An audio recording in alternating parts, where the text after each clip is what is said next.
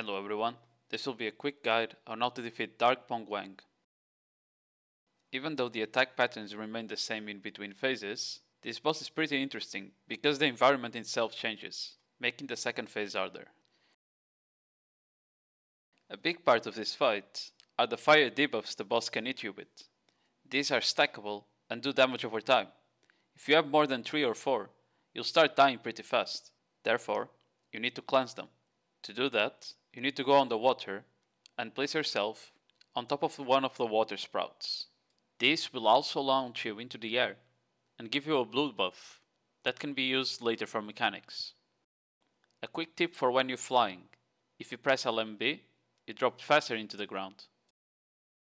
Now, let's look at the phase 1 mechanics. The first one is the DPS check. When you see the message, the burning brazier emanates a powerful aura, one of the braziers around the arena will be shining brighter than the others. The boss will teleport to it. You need to hit the boss and pass the DPS check to stun him and get big damage in, otherwise he'll just live.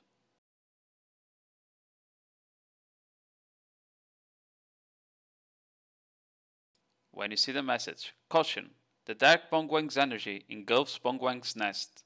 This means the boss is about to perform an AoE attack that will engulf the whole arena. The easiest way to dodge this is to just jump into the water below the arena. Then, you can use one of the water sprouts to get you back into the arena. Careful though, if you go a bit too early, the boss will stun you, and you'll miss the small DPS window that you have after this attack. Also, if you don't dodge the attack and stay on the arena, it just kills you. At around the 50% HP mark, Bonghwang starts a new mechanic. You'll see the message, your foolishness, your greed, I will burn it all. And Bonghwang will make everyone on the arena be knocked out of it. You'll then summon a tornado, with only the middle part being available as a safe zone. To complete this mechanic, everyone needs to go into a water sprout. You then need to drop in the middle of the tornado with your blue buff. When alpha players do this, the boss will be stunned. If a player takes too long, your buffs might expire, so you might need to PvE iframe through the flames and refresh your buff and go back in. If you fail this mechanic, Bonghwang will just wipe your entire party. You'll now be on the second phase.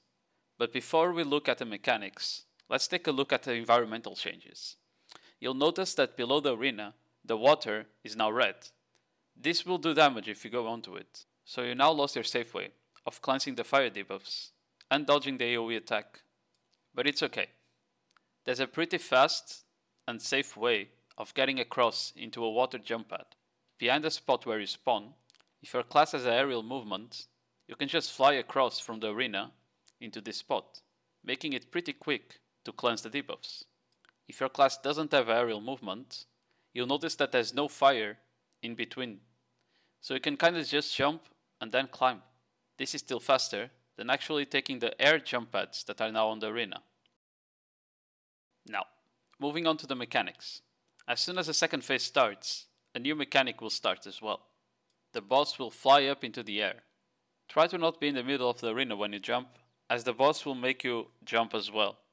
If you touch the sun in the middle of the arena, you'll get instantly killed. You'll notice that water orbs have spawned on the sky. There's 5 bigger ones with a gold glow around them.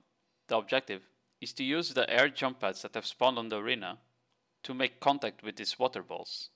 You need to grab all the 5 big water balls to stun the boss.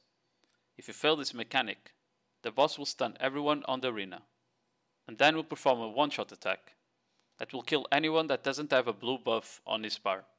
This mechanic can be repeated through the fight multiple times if you take too long to kill the boss. The pattern apparently also changes after the first time. These are the 2 other patterns I've seen.